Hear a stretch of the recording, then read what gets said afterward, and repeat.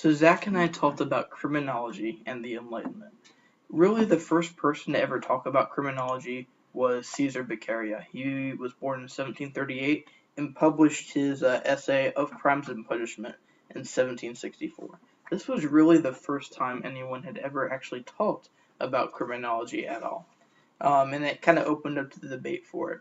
Now, his ideas were really controversial at the time.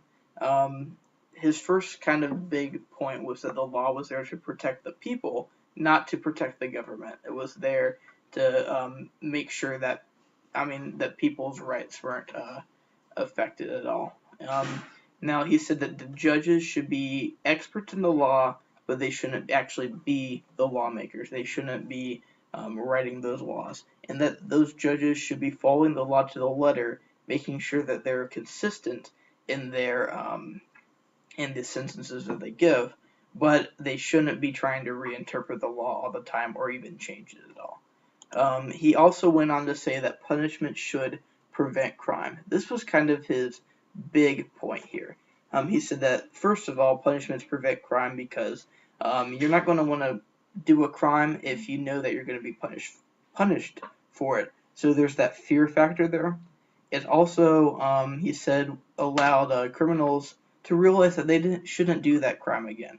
If you got punished for that crime, you'll know that if you actually do the crime again, you'll get punished again. So you don't really want to do that.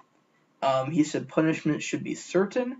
You need to know that you definitely will get punished if you do this crime. He also said punishment shouldn't be severe. There should be a focus more on mental affliction instead of physical affliction, so that you remember, I guess it kind of sticks in your head a little bit better. Jeremy Bentham was born in 1748 in London, England, and he died in 1832. Jeremy Bentham wrote an introduction to the principles and morals of legislation.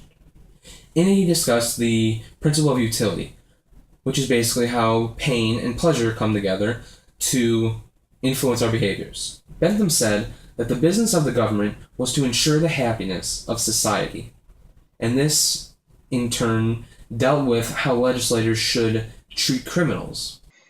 Okay, so Beccaria said that judges shouldn't be able to reinterpret the law, that they should be following it to the letter.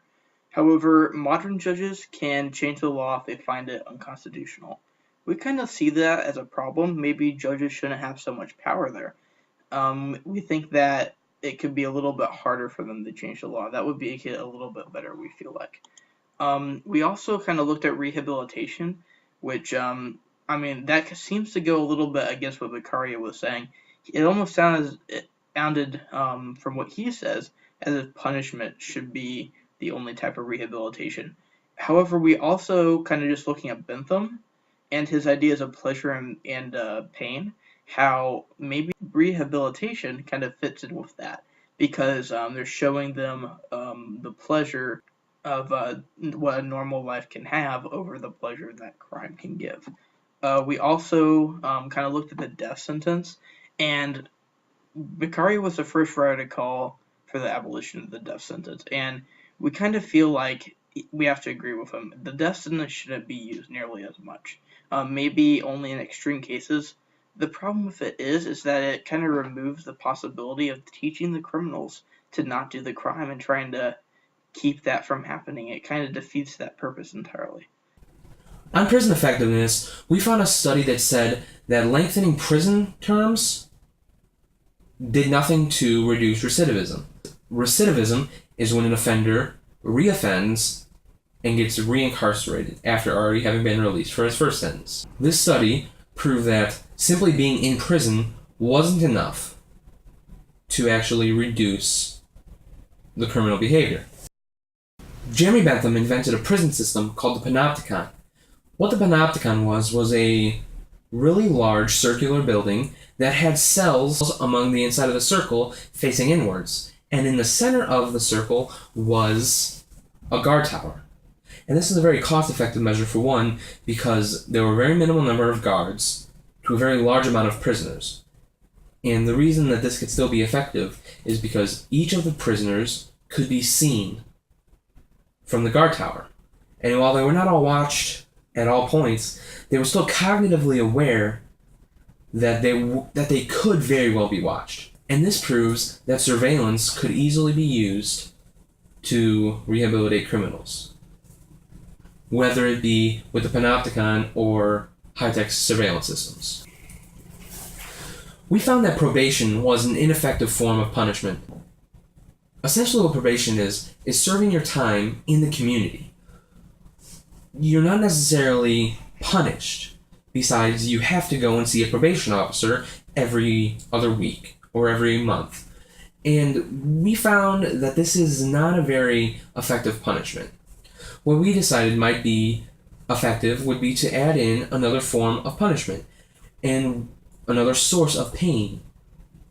And we decided to do this with public humiliation, which, going to your probation officer, would require being also seen by a number of the public. This would be seen as another source of pain and hopefully would deter even the small crimes from happening. Forecasting. Forecast that reworking the power of the judges would fix the public image of the criminal justice system. This is because when the public turns on the television, they can see any number of cases that a judge's decision at the end of a court case has actually altered the laws that they have to live by. And this makes the criminal justice system in general just seem flaky. We feel like reworking this power will actually reestablish the trust of the public. Forecast that abolishing the death sentence would actually allow criminals in the future to actually learn a lesson, and they would scare other criminals straight.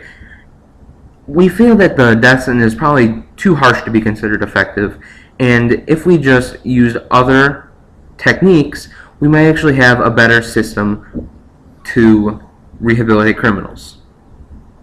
Rehabilitation. We also forecast that implementing rehabilitation by increasing surveillance in either a panopticon system or a surveillance camera system would teach criminals psychologically to behave.